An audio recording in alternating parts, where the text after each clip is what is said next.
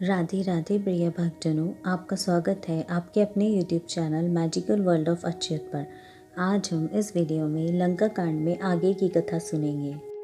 अगले दिन प्रभु राम ने सुवेल पर्वत के शिखर पर चढ़कर वानर वीरों के साथ लंका का विहंगम निरीक्षण किया। फिर अंगद से बोले, बाली के वीर पुत्र अंगद, तुम वाक्पटु, चतुर व शक्तिशाली हो। तुम ही हमारे दूत बनकर रावण के पास जाओ और उससे कहो कि वह देवी सीता को धोखे से हरने का बदला लेने मैं आ पहुंचा हूँ।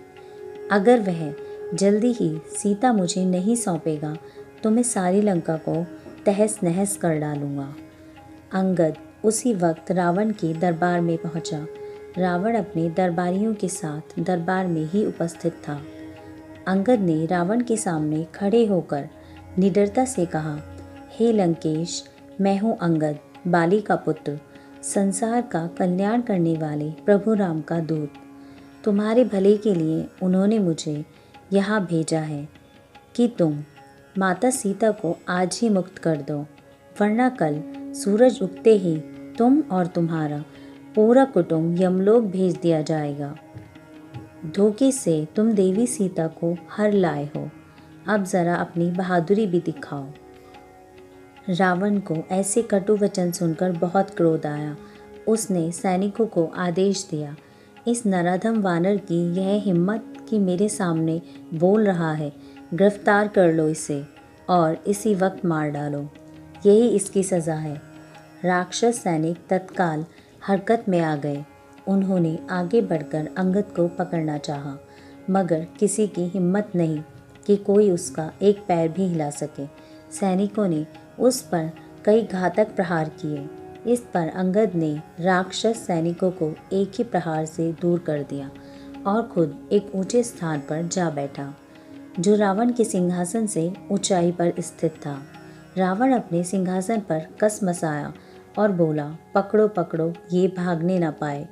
लेकिन सारे दरबार में पकड़ो पकड़ो की पुकार के बावजूद अंगद किसी के हाथ नहीं आया।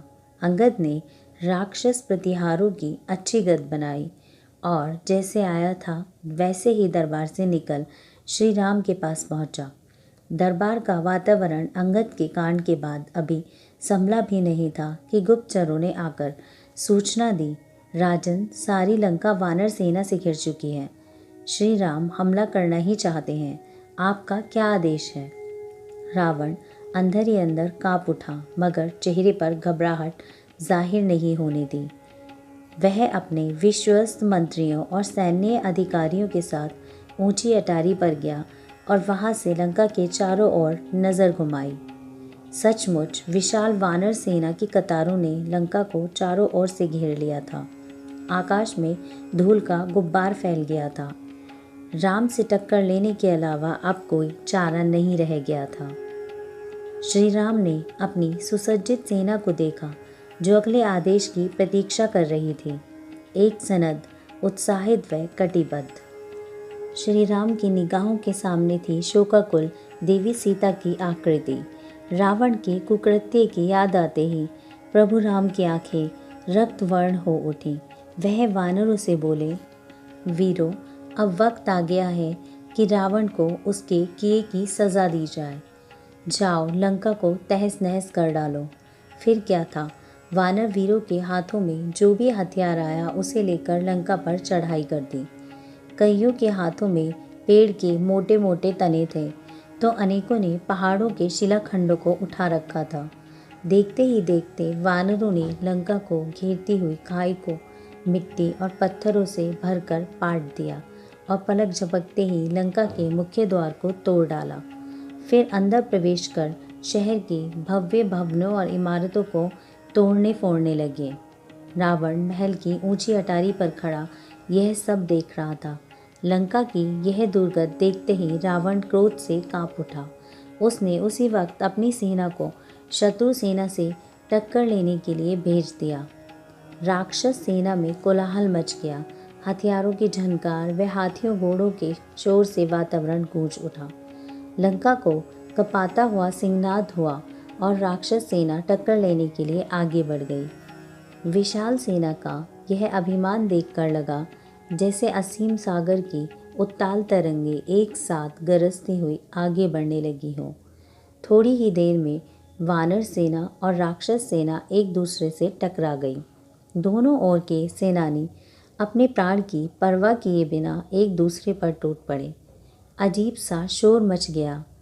मरने मारने और कराहने के साथ हथियारों की झनकार और रथों घोड़ों हाथियों के मिले जुले स्वर से दसों दिशाएं झंकृत हो उठीं।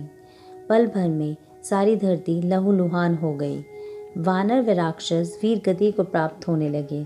सागर का पानी खून से लाल हो रहा था। अब शाम हो गई। युद्ध का अंत नहीं था। राक्षस व वानर दुगनी जोश से एक दूसरे से लड़ रहे थे। लगा मानो लंका की धरती पर प्रलय ही उतर आया है। श्री राम के बाण राक्षसों को चुन चुन कर धराशायी करते जा रहे थे। रावण पुत्र इंद्रजीत ने अपनी सेना की यह दुर्गति देखी तो धनुष से नागफांस छोड़ी, जिसमें श्री राम और लक्ष्मण दोनों जकड़े गए। दोनों अचेत होकर पृथ्वी पर आ गिरे। मेघनाथ के चेहरे पर हर्ष की चमक आ गई। उसके अट्टहास से वातावरण गूंज उठा। जिस राम और लक्ष्मण की वीरता के इतने चर्चे थे, वे जमीन पर अचेत पड़े थे। शूर्पणखा ने अपमान का बदला लेने के लिए यह सब किया और आज यह पूरा हुआ। खरदूषण की मौत का प्रतिकार ले लिया गया। अब क्या था? वह गरज कर बोला, नागफांस से इन्हें कौन मुक्त कर सकता है? चले थे ये वानर राम के बल पर हमसे टकराने। अब तो युद्ध का फैसला हो गया। वापस चले जाओ यहाँ से। यह कहकर मेघनाथ, इंद्रजीत आदि अपनी सेना के साथ युद्ध भूमि से वापस चले गए। श्री राम व लक्ष्मण का अचेत हो जाना सचमुच दुखदायी घटना थी। वानर सेना पर उदासी छा गई। हनुमान, सुग्रीव, अंगद आदि शोकग्रस्त हो उठे। अब दोनों भाइयों को होश में कैसे लाया जाए? ऐसे वक्त विभीषण पास आया और बोला, यह क्या, तुम लोग इतने उदास क्यों हो? प्रभु राम और लक्ष्मण का कुछ नहीं होगा। युद्ध से व्रत मत हो। जाओ अपने अपने मोर्चे संभालो। प्रभु राम लक्ष्मण अचेत अवस्था में धीरे धीरे सांसें ले रहे थे। समीप ही सुग्रीव, वीर हनुमान, अंगद और विभीषण आदि उनकी सेवा में लगे हुए थे। तभी तेज हवाएं चलने लगी और समुद्र गरजने लगा। आकाश पर काले काले घने बादल छा गए। वानर सेना व राक्षस सेना भय से कांप उठी। उसी वक्त आकाश से उत्तरा गरुड़, विंता का पुत्र, सारा शरीर ऐसा लाल जैसे आग धधक रही हो। उसने प्रभु राम और लक्ष्मण का स्पर्श किया। पलक झपकते ही वे दोनों होश में आ गए। उनके चेहरे पर पहले जैसी कांति छा गई। प्रभु राम ने गरुड़ का आभार व्यक्त किया। गरुड़ चला गया तो वानर सेना का उत्साह वापस लौट आया। यह क्या? रावण आश्चर्य से बोला, वानरों का यह जय घोष कैसा? यह नया उत्साह क्यों? मैं तो निश्चिंत था कि इंद्रजीत ने राम लक्ष्मण को मार डाला, पर लगता है वे अभी जीवित हैं। तभी एक राक्षस ने आकर सूचना दी, आपका संदेह सही है राजन, राम लक्ष्मण जीवित हैं और वानर दोगुने उत्साह से युद्ध की तैयारियों में लगे हुए हैं। रावण मन ही मन कांप उठा, पर मन की भावनाओं को दबाकर उसने ध्रुमाक्ष को सेना के साथ जाने का हुक्म दिया ताकि वह राम लक्ष्मण और उनकी सेना को निशेष कर दे। ध्रुमाक्ष राक्षस दुर्धर्ष योद्धा था। एक बार फिर दोनों सेनाएं आपस में टकराईं। वानर सेना को राम का सबल था तो राक्षस सेना को ध्रुमाक्ष का। एक बार फिर युद्ध भूमि में हाहाकार मच गया। दोनों ओर के लोग मरने मारने पर उतारू हो गए। खून की नदियां बह गईं। शस्त्रों की झनकार और कराहने के स्वर से वातावरण गूंज उठा। हनुमान ने ध्रुमाक्ष को जो घेरा तो नील ने सेनापति प्रहस्त को। वानरों द्वारा भारी शिलाखंडों के प्रहारों से राक्षसों में खलबली मच गई।